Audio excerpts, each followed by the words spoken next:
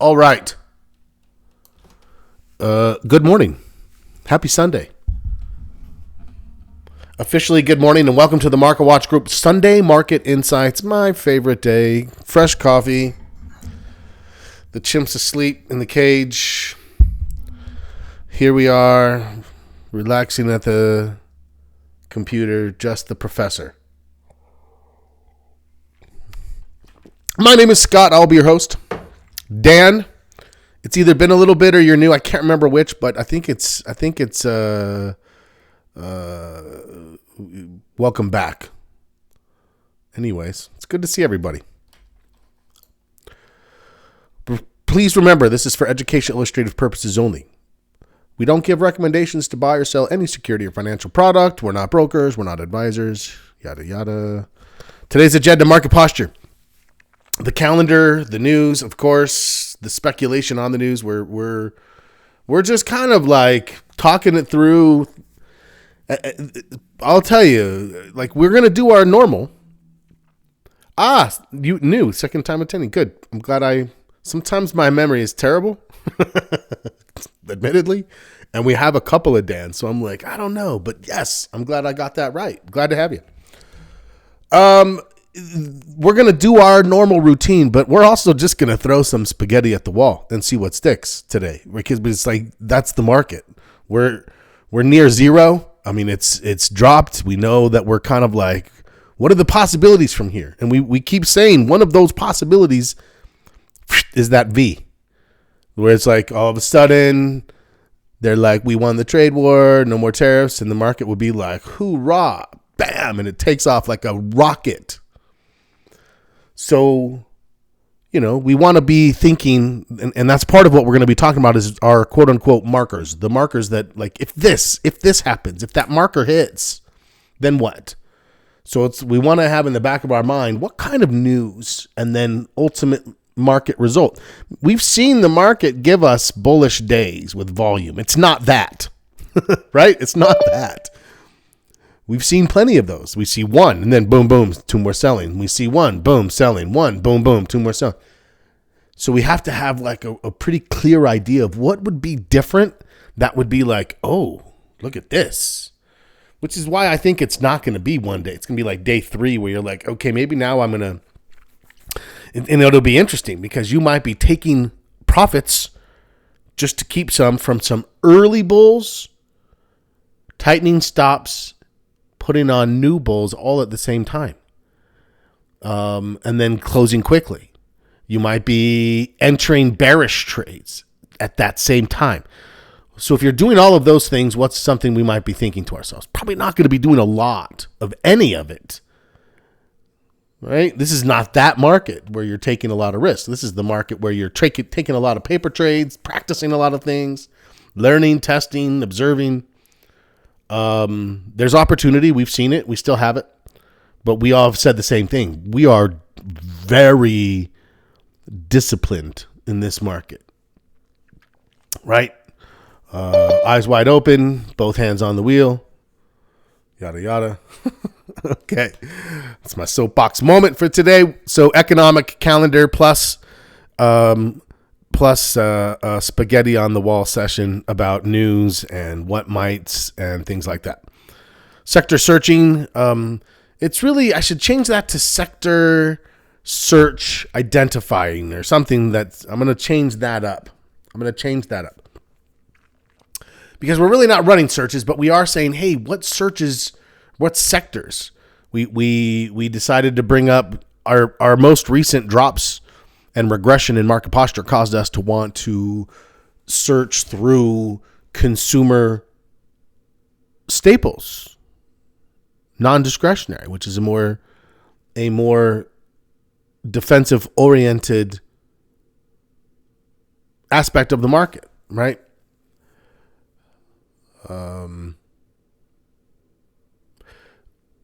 Is there anything else that's maybe missing? Well, defensively, we've talked about utilities, but we've searched before. We tend to like find maybe one, and then we trade XLU.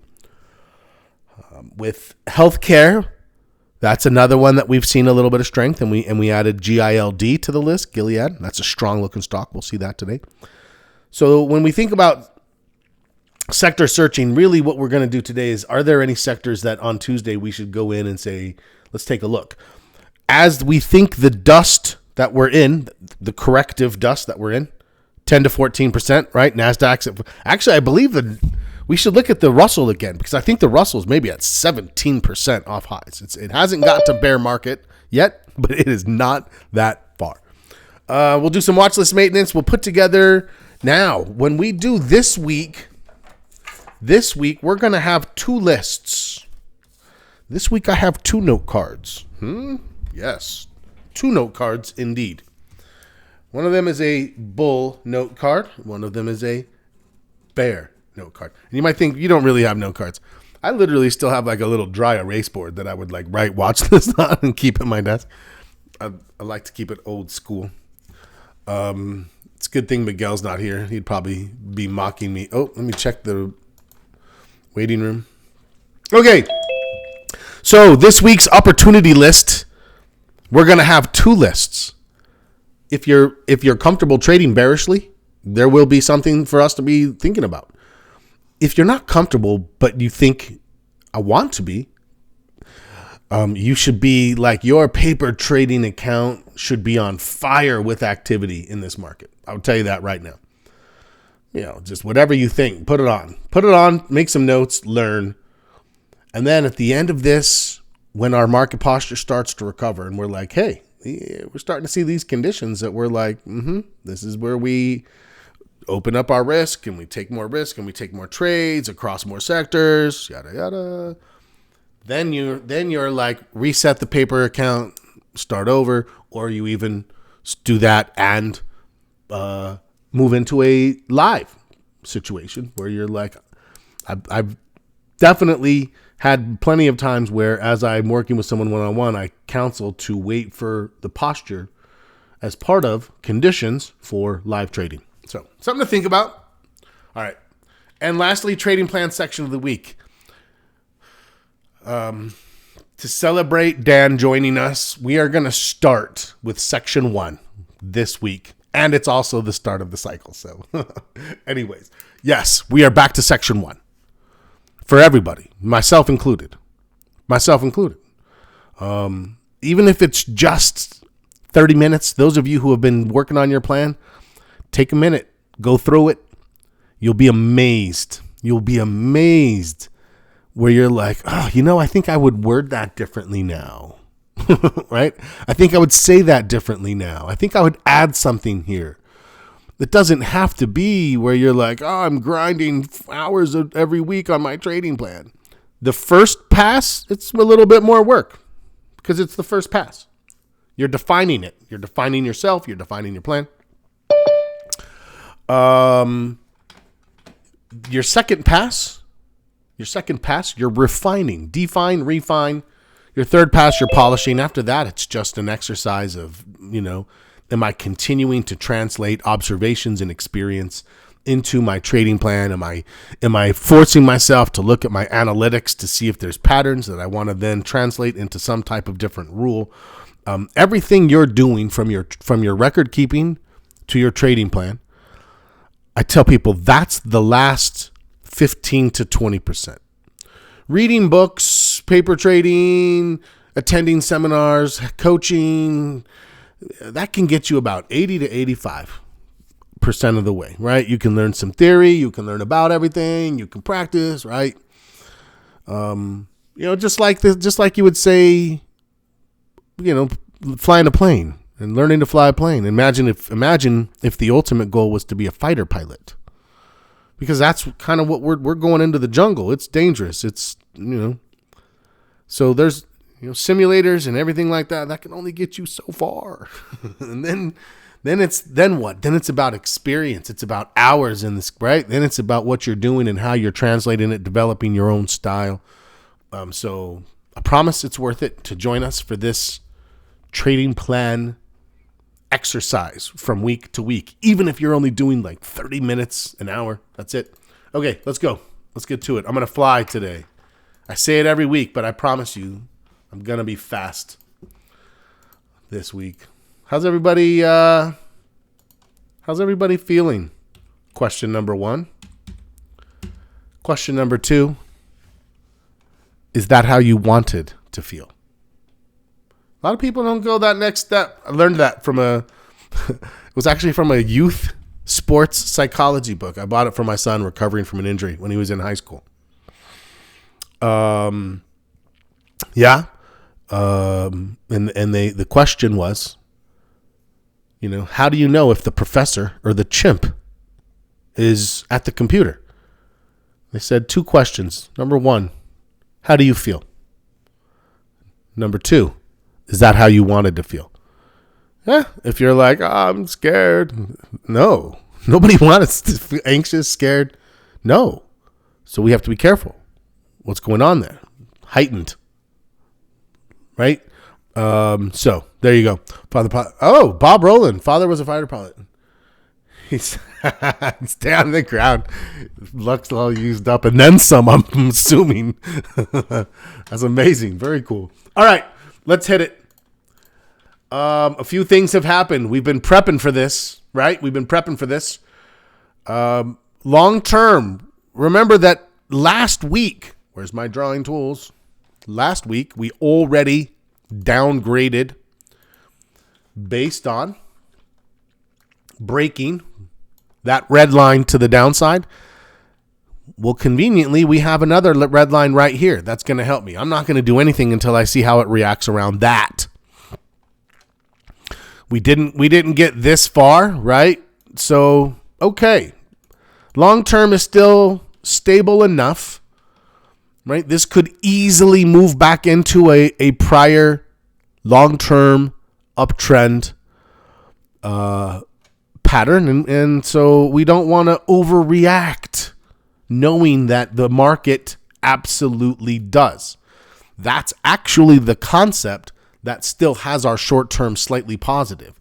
We know the market tends to overreact. We do not want to follow suit and be like, well, now we're a negative and now we're a positive. And it's like, I've seen it. I've seen people do it that way, and then they learn not to do it that way. Okay. That was a fast one. That was an easy one. That stays the same. Next, short term.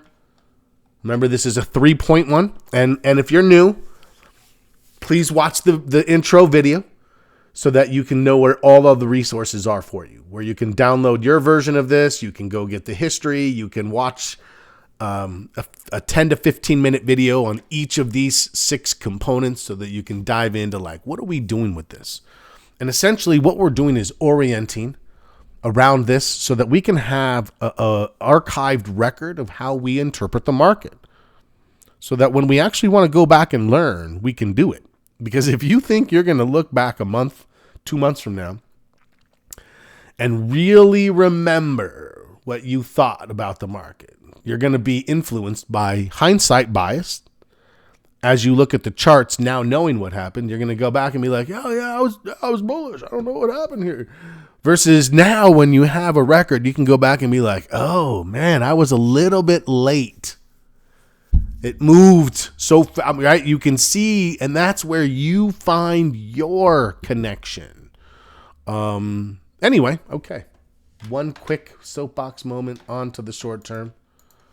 Let's drop this down to 6 months daily, because this is pretty nasty. And if I just dropped in here, of course, I would be thinking to myself, I'm prone to negatively scoring that. Where would I find an updated sentence? Well, so it's probably a little bit delayed. How far back is it? It's probably a couple months. Here's what I will do. I will commit to updating the archive download today. So it really doesn't take me that long. Has it been that long? Oh, that's so bad. Let's pretend it was only a month or two as friends. We'll pretend it wasn't that long. And then we'll get it updated today. I'm making notes to myself. I'm going to update the watch list too. With 2 update watch lists with both bull and bear and archive. Okay. You are free to post and yell at me if it's not posted by end of day today. Anywhere on Circle. You can just be like, whoa, what happened, Scott? Okay, so again, my pleasure. Thank you for reminding me. That's on me for sure. We had another one bull day. And you know what's interesting about it? And we're not there yet, but it didn't get the volume to be above average, interestingly. So how strong do we think those buyers are? But let's isolate what happened. 1, 2, 3, 4, 5. So this is where we were last time. Clearly, the score has to drop. Clearly. It has to drop at least a quarter of a point. My thought was even a half a point because that was a pretty nasty drop last week. I can't even really go back and find where. I guess I can. Let's go all the way back. I'm going to draw a straight line from this point here. Yeah, I mean, you can kind of see, right? Like, I don't know. We took out another low.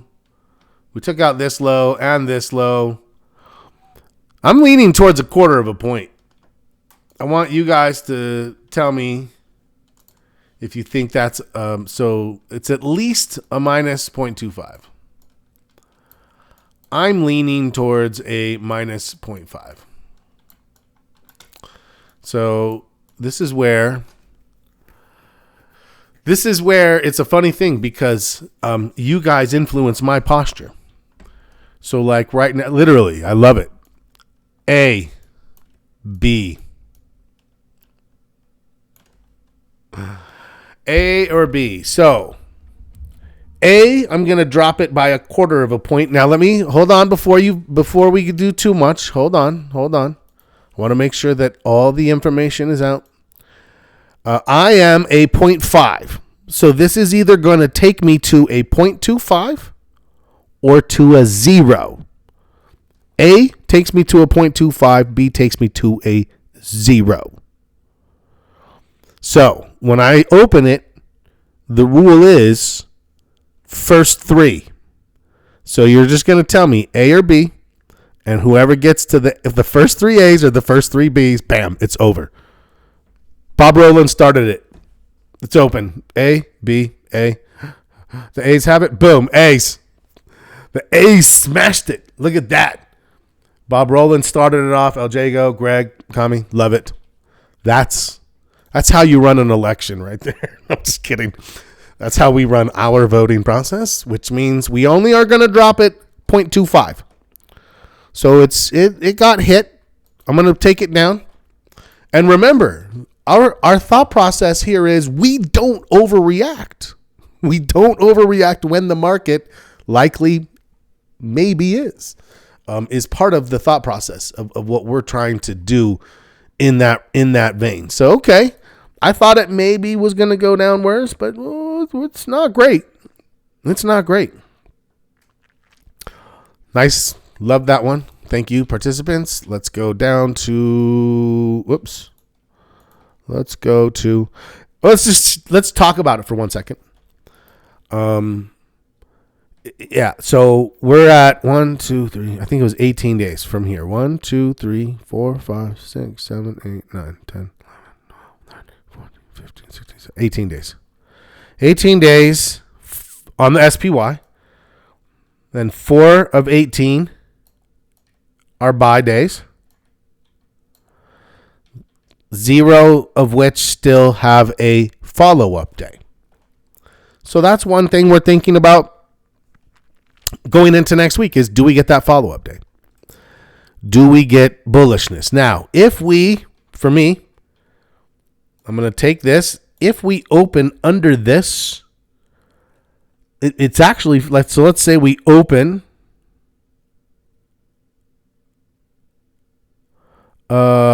here. Now, if we open here and it's just kind of flat, nothing.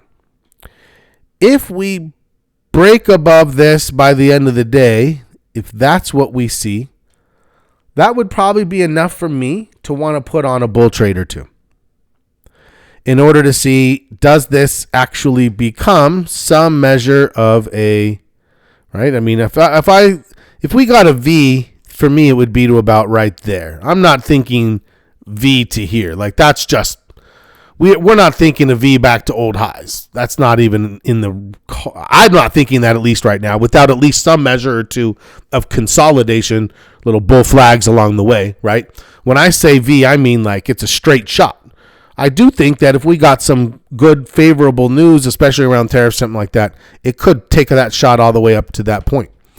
If it did this V, I'm less inclined to want to put a bull trade on at the new high. I'd be thinking, whoa, our posture is going to be like, ooh, that's interesting. And then if it pulls back, now I probably still would put one or two on, but less than I would if it doesn't get that V. Right, so this is just like scenario. We'll call this scenario A, right? Less likely to trade bullishly, more likely to look for a bull flag in scenario A. Okay. Scenario B is it might get up to about, let's just say, into this area here, and it starts to roll over, right? If that were to happen, what's my thought process? I'm going to be tightening up stops on any new bull trades that I'm taking now. Got to be taking, if I think it's going to be and I want to be a part of it, I got to put them on now or tomorrow. Like, so if I put it on and it starts to fail early, our market posture is like, hey, we don't sit and wait like, hey, maybe it'll recover. Did we do that when the market posture was a 5 and a 6? Yeah, we gave it some flexibility. I didn't want to take a loss only to watch it be right back where it was and then some a week later. So I was much more like, we'll see what happens, right? Laissez-faire. Now it's like, ooh, let's be a little more careful. Right now we're working on scenario B. So in this situation here, even though I already put some on, I would definitely be thinking about some bear trades as I'm winding down and tightening from this moving up. I'm thinking there's my new entry coming down there. Okay, so let's move to C. C is we open and we don't get past that high, right?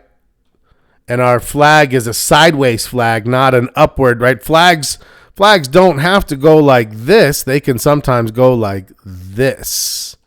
So if this thing just sort of, if you can see that flag, moves like this, number one, we're unlikely to put bullish trades on because the buyers aren't coming in. We're like, hey, there's another instance where the buyers didn't come back, another time where we got one day and then nothing. And that's just not enough. One day and nothing. That one day and nothing isn't very helpful to us, right? Not to mention, we're keying in on the fact that this volume did not get above average, right? It did not get above average due to what? Due to the fact that 14 of 18 days have been above average days. Who? Sellers, clearly. So if we get a couple of sideways days, and then this thing falls, that means what? That means we didn't take any real new bull trades, but we're thinking there's some bear trades, right?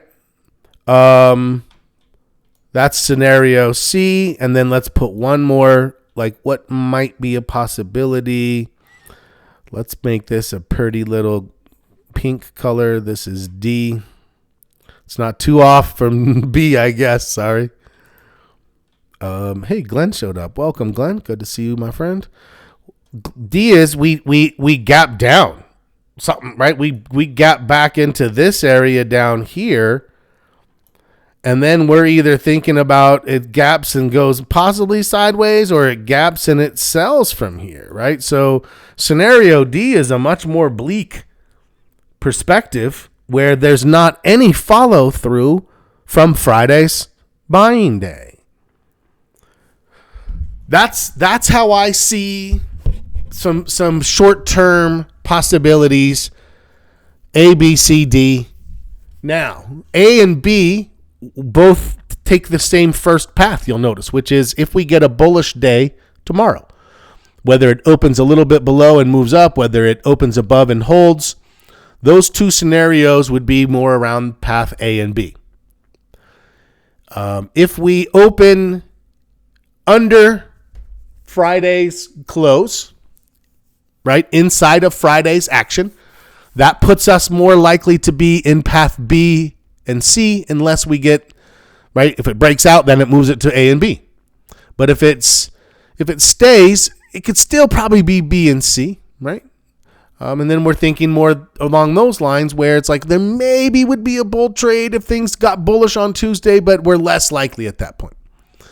And then we're thinking, hey, we should definitely be working our bearish watch list because that is increasingly looking like a bear flag where the buyers are just failing to come in once again.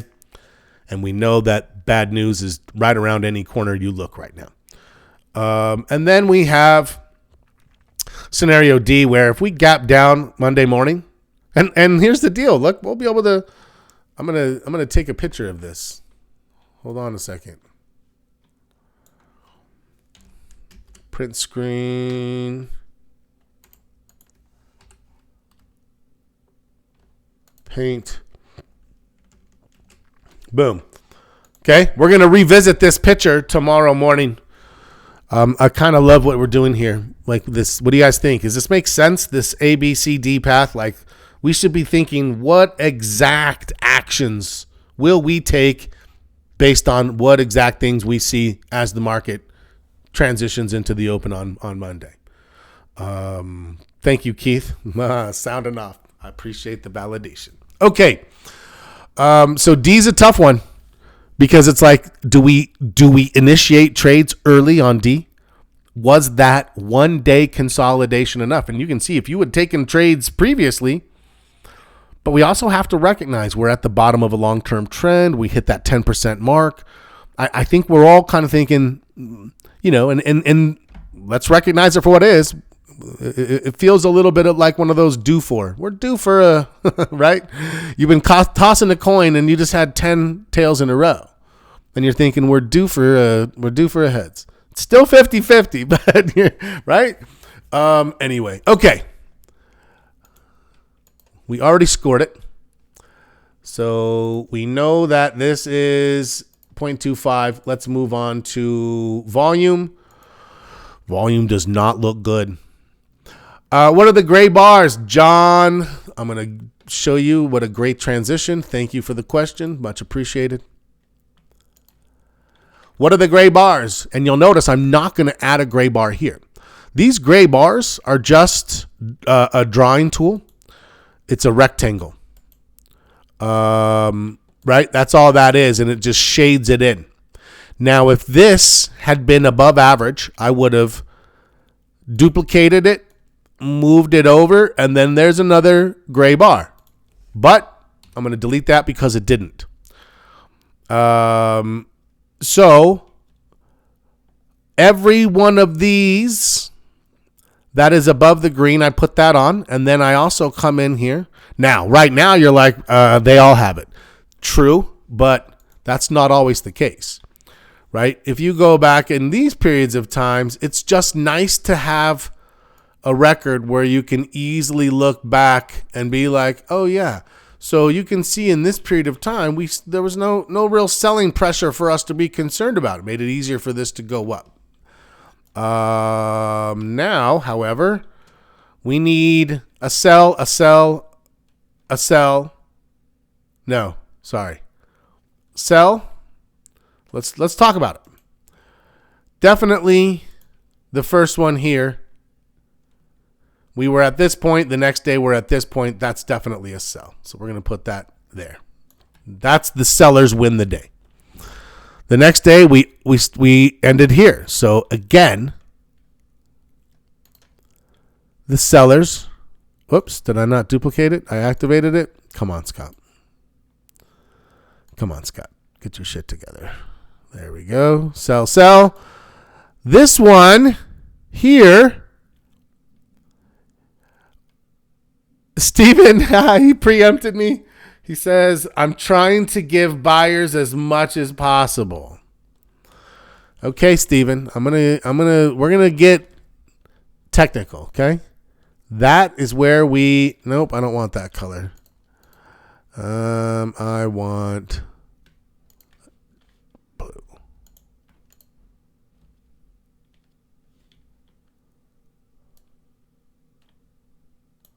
There to there. That's the measure. Bob Rowland's leaning towards a tie, as is Scott Beck. But I'm going to measure. So we went from close, 555.92, to close, 558.87. So that was about 3 points. 3 points. 555.92. No, I hear your argument. I know I validate what you're doing. Believe me. I'm not trying to dismiss it in any way. I 100% validate it. 550. Well, it's about a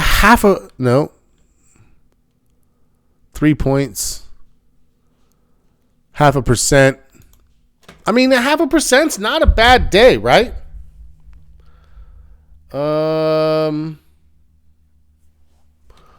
It's not a bad day. The buyers tried. I don't know. I'm on the fence now. What do you guys think? Do we give it to the buyers or do we give it a tie? It was 0.5%, a little over 0.5%.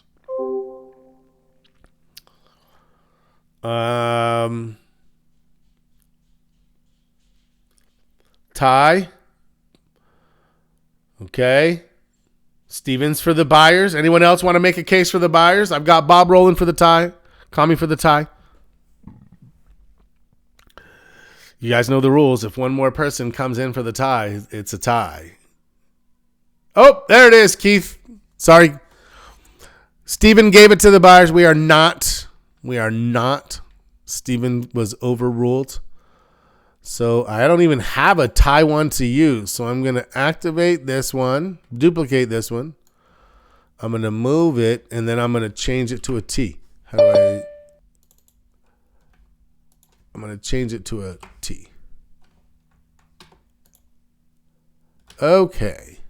And then one more time. Nope. Sorry.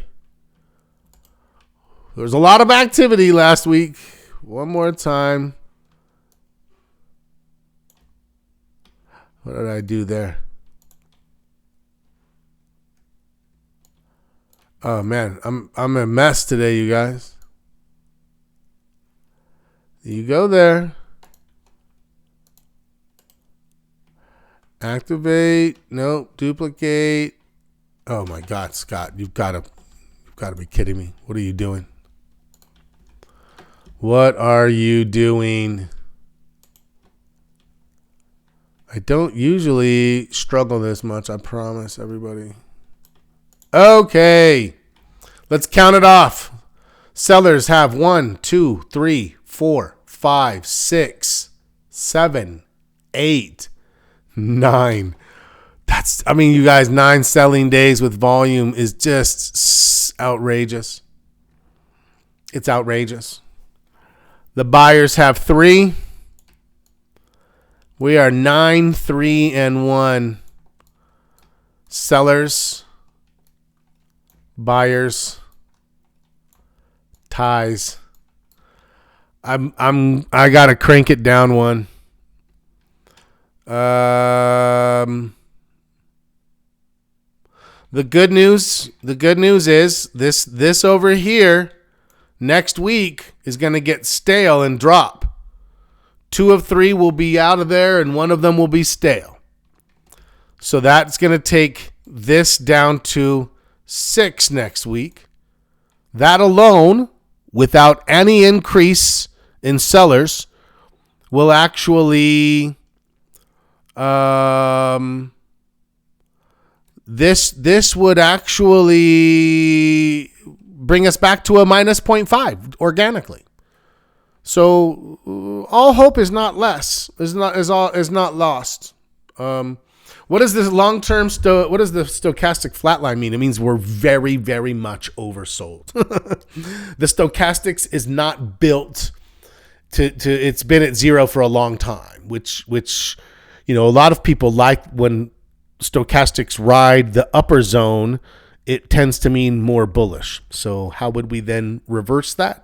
When it rides that lower zone, we tend to be more bearish, right? It tends to indicate that we remain in an oversold position. Why? Because sellers remain in control. Great question.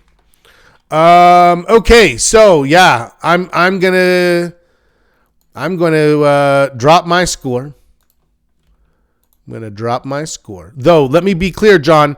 That I wanted to answer the question. However, I don't care about stochastics when I'm analyzing the volume. All I care about on volume are the above average volume days. How am I like on Google all of a sudden? Like, what is going on? I'm a mess today. All right. Okay. I thought I was going fast today. I never go fast, apparently. Let me get back here. Volume is dropping to a minus 0.75. Let's go to the major market. Major market. Let me reload it.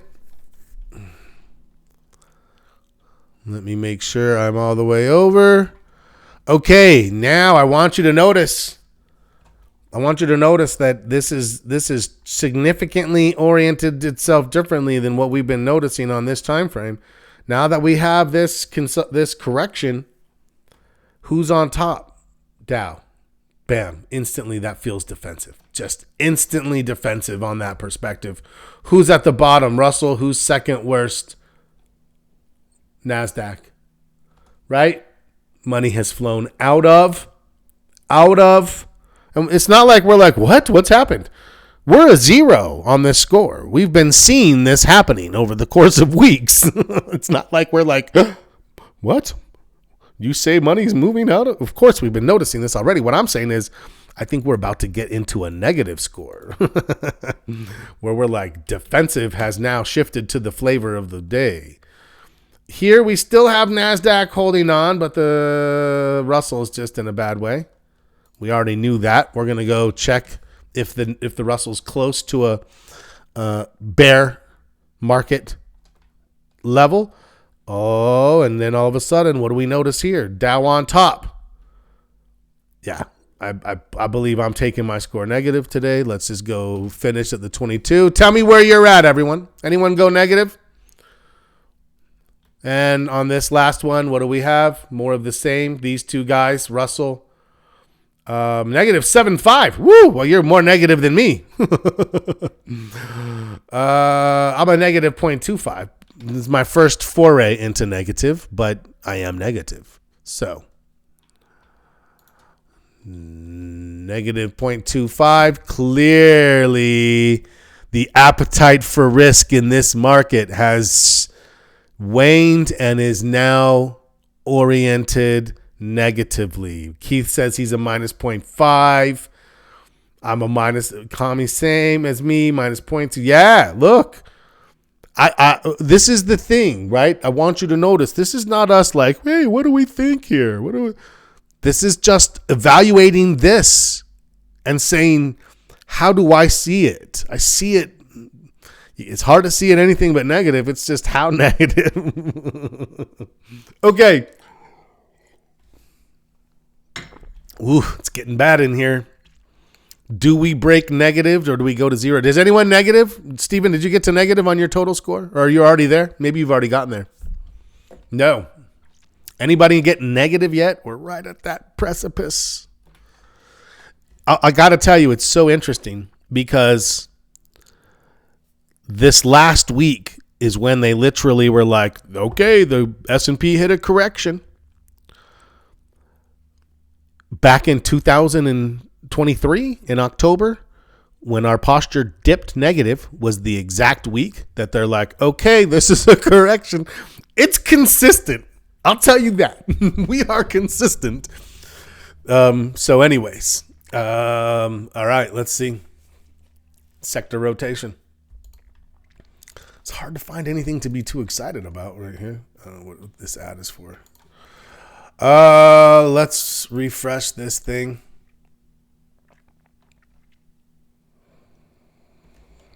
And who's on top? Financials with a little turn stayed.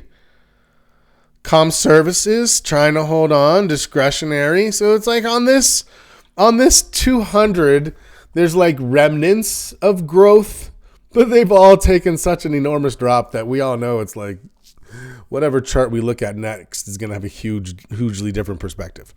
Here we see utilities starting to move into favor. Here, staples,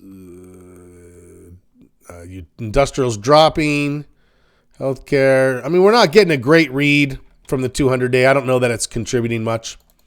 It's all over the place, and you can see so are the charts. Let's go to 133 and see what it dials into on the next perspective. Still comm services holding up. Discretionary, financials, utilities starting to bounce a little bit, industrials, energy, healthcare, and materials. Okay.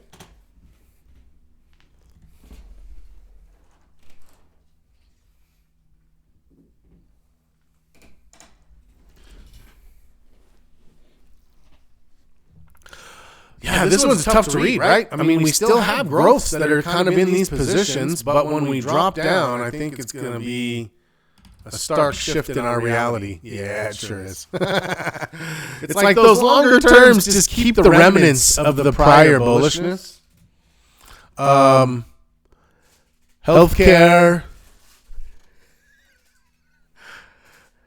Healthcare is on top. We started looking at Gilead. Here's Staples. What's surging? Utilities is surging. Energy is surging. Comm services dropping, but maybe trying to hold on. Same with financials. Who's at the bottom? Technology. Discretionary. I don't know. I feel like we still have remnants of growth. I feel like there hasn't been any like utilities is close. But it's energy. I'm going to leave mine at neutral for one last week. You know, I just nothing defensive has surged. Well, maybe I'm going to say I'm a tie. Let's go in. No change for you. I'm kind of feeling the same way. Energy is the only thing that surged the most. A little bit of utilities. Healthcare, but see, nothing enough that I'm like wanting to change my score. I'm going to leave mine. So I might not get to a 0. I might end up at a 0.25. Let's see what we think about the VIX, and then we'll get to the watch list. Every time I think I'm going to go fast, I never do. It's like I'm a consummate liar.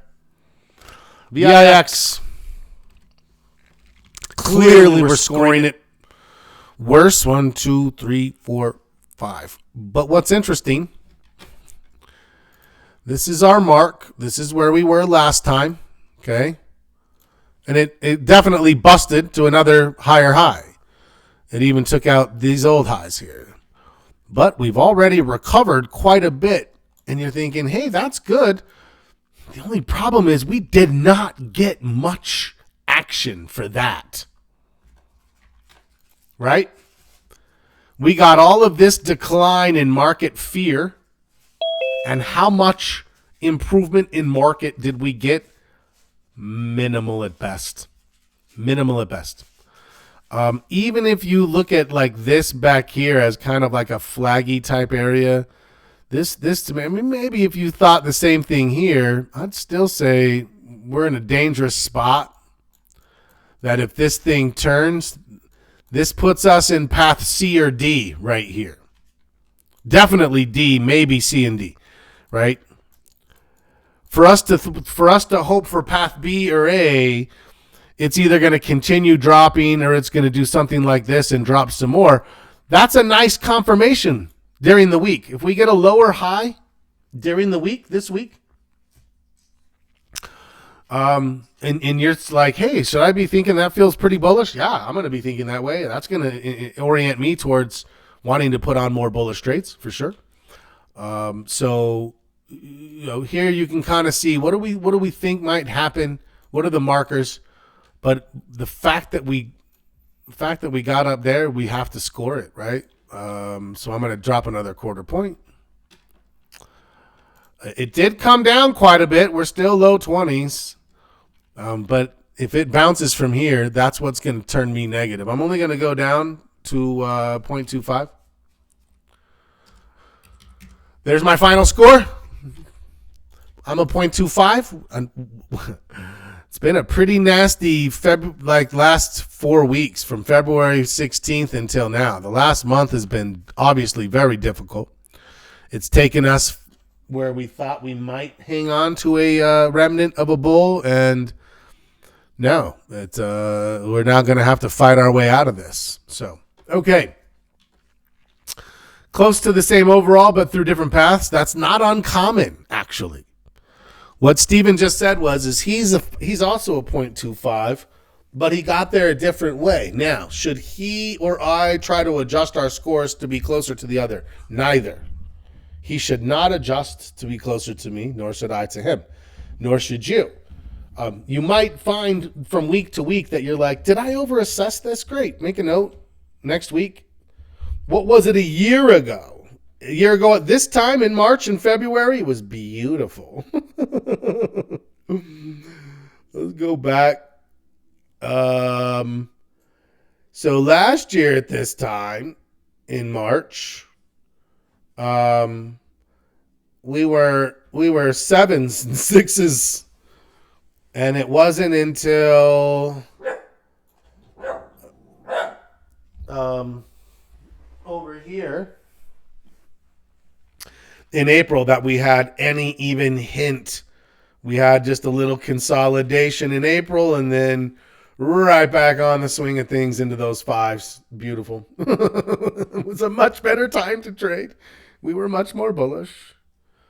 I don't think we were doing alerts yet at that time. I mean, we would always talk about bullish trades. I don't think the alerts came until like halfway through, like the fall of last year. Really is when we started those a lot more. But yeah, that was a great market to trade. Now, let me go even further back than that for just 1 second, because to get to these sixes and whatnot, where did we come from? Right there. Right there.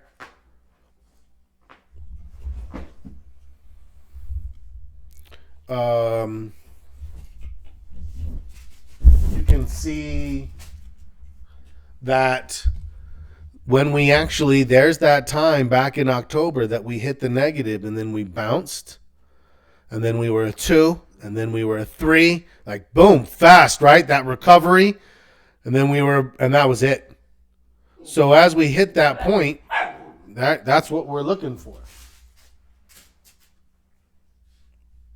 Okay, let's get to the watch list. It was a nice stroll down memory lane. All right, I got Bulls and Bears. I'm going to go a little over today, again, like usual. Son of a gun. Son of a gun. Okay. And if you hear squeaks, the puppy's hanging out with me in the office. She's a funny one. Okay. Apple. I'm going to move Apple to the bear list. I will trade bear flags if they give me a nice bear flag pattern. Clearly the sellers took control here. I'm still looking at AEE on the bull side. Higher high, bouncing off the 50, turning up.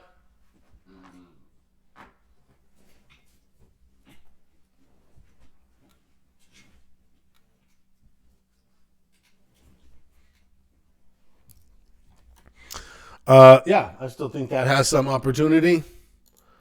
Amazon, neither, right? This is just sort of in consolidation. So I'm not looking to trade this thing drifting down. If something smashed down, pops up, that's the bear flag pattern that I'm thinking about.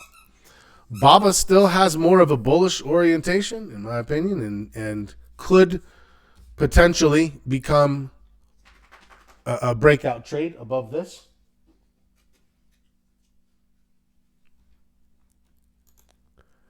Bank of America, bear, right? See the difference between the consolidation versus the actual smash down.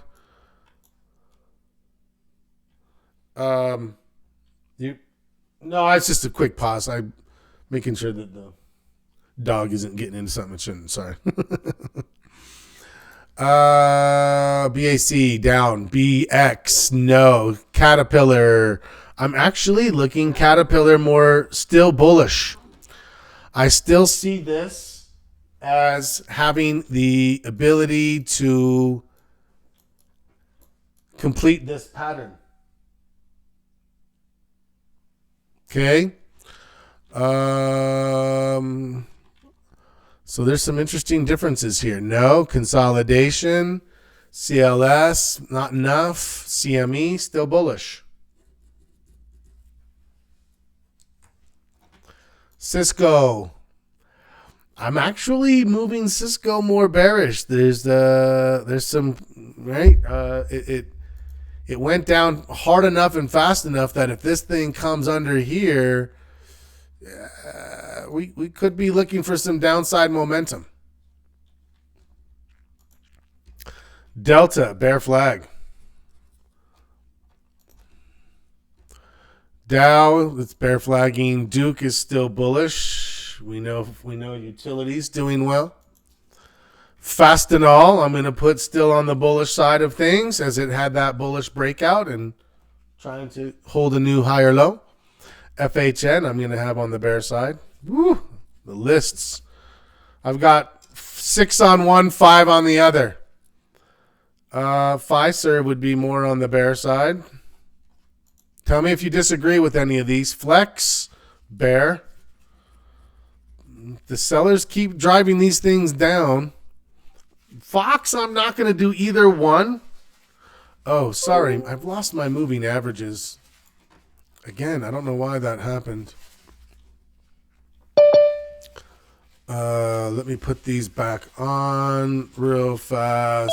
Exponential moving average. 1, 2. And let me make this one a 100. And it will be that color. And this will be the 200. And it will be that color. There we go. So you can see that one just doesn't have any appeal either direction for me right now. GE Vernova is going on the bear list. Gilead is a bull.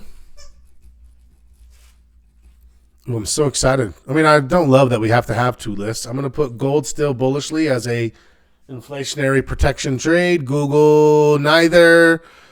Goldman, I'm going to put Goldman on the bear side. Financials have found themselves in an interesting position. I don't care about Robinhood. Doesn't have enough volume.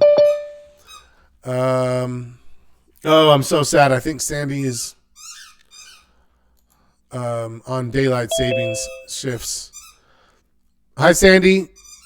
I think we're on daylight savings shifts for like one more week before you guys catch up to us because we're almost done. But I'll post the recording quickly so you can watch it. IBIT, I'm still bearish on. Posture dropped down to a 0.25. IBM, nothing. ICE, still bullish. IWM, no. KMB, bullish on. I'm bullish on the defensive. So KMB, still bullish. KO, still bullish. KR, still bullish.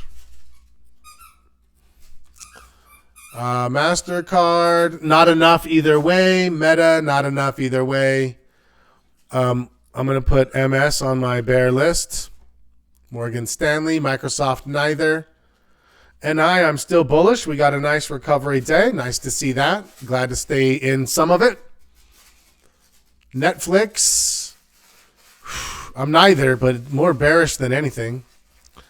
We already did. NVIDIA could be recovering. We'll see. We'll watch those two. I'm not going to put them there yet. PM is still bullish. IBKR. Oh, nope. Thought I saw something pop up. Roblox. I'm getting close on these guys. I'm going to put Reddit on my bear list. Where there was profits, there's profits to be took. RTX is bullish. Palantir, I just feel like I want to wait for it to do one thing or the other first, right? Give me some kind of a breakout, and then SE, I'm still bullish if it can hold there. SPY, we know about that. Toast, nothing there. TPR, nothing there. Tesla's on my bear list. Getting beat up. ABBV. Oh, AbbVie. I haven't looked at pot stocks in a while. Are they? Oh, look at that. Oh, no, that's not pot. That's pharmaceuticals. Sorry. What am I thinking of? I'm thinking of something else for AB. AbbVie is pharmaceuticals. Yes. Very bullish. We have Gilead. I'll add that to the list for sure. Good call out. ABC? No. I'm trying to think of the old cannabis stocks. That's a pharmaceutical. Pharmaceutical matching our healthcare. Getting a little stronger. Okay. Thank you for that. BRKB.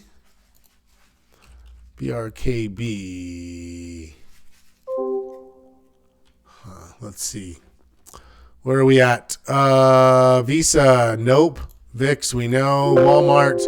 I'm putting Walmart on my bearish list, you guys. I don't feel like it's holding up in its defensive properties. No, I'm not. Not quite yet. Okay. Let's see with the final total. 1, 2, 3, 4, 5, 6, 7, 8, 9, 10, 11, 12, 13, 14, 15, 16. 17 bulls. 3, 4, 5, 6, 7, 8, 9, 10, 11, 12, 13 bears. Okay, that makes sense. That makes sense, right? That will be on the update. I will put out the update with the recording and with the bull and the bear watch lists for this week. Lastly, let's go. Sandy, we are right now. We did daylight savings a week ago, and you won't do it until next week, I believe. Tell me if I'm right or wrong for Australia. But I believe you guys are always like 2 weeks on the other side of us. And apparently Circle Software is oriented to the U.S. and not to Australia. Those bastards. So we're going to be off cycle for another week, I think. And then when you change, then it'll hop back. So I'm so sorry. I've actually brought this up when you weren't there last week, I think, or one of them. And I was like, oh, we're going to miss Sandy. Every time I coached people from Australia, we had a nightmare around daylight savings. Okay, trading plan. But I will post the recording as soon as possible so you can watch it and take a look. We are starting back over. Section 1. There are 8 sections. There is approximately a 15-minute video for each section if you are new. Go into the trading plan course, and you can watch about this, but it's pretty easy. There's also a fully fleshed out trading plan where if you want to see what does it look like, where does Scott use sentences, paragraphs versus bullet points, and it's not like that's the end. I'm just saying, hey, that's how I did it. You might do it better, different, whatever. But just if you don't want to have to start from zero and you're like, hey, what does it look like? How would I define this? And is it okay to piggyback? 100%. 100%. It's exactly what we should do until we find our own way. We start with whatever makes sense at the time. So start writing something. 3 strengths, 3 weaknesses. That's what I asked for. A paragraph for commitment and discipline. Paragraph for mission statement. Paragraph for vision statement. It's not that much. Right? It's not that much. An hour a week. Give me an hour a week. Your trading plan. Your trading plan after let's say two passes, it'll be amazing. Three passes, it'll blow your mind. That's 8 weeks times 3. So 6 months. 6 months, you will have a trading plan like you never imagined possible. Let's just get started. It's good to see everybody. Thanks for the extra 6 minutes. Let's work on our personal info this week. Let's be careful this week. We're willing to go either direction. There could be bullish alerts, there could be bearish alerts, there could even be a butterfly alert, which is neutral. So a lot of practice, a lot of risk management. Have a great week. Stay safe. As always, happy trading.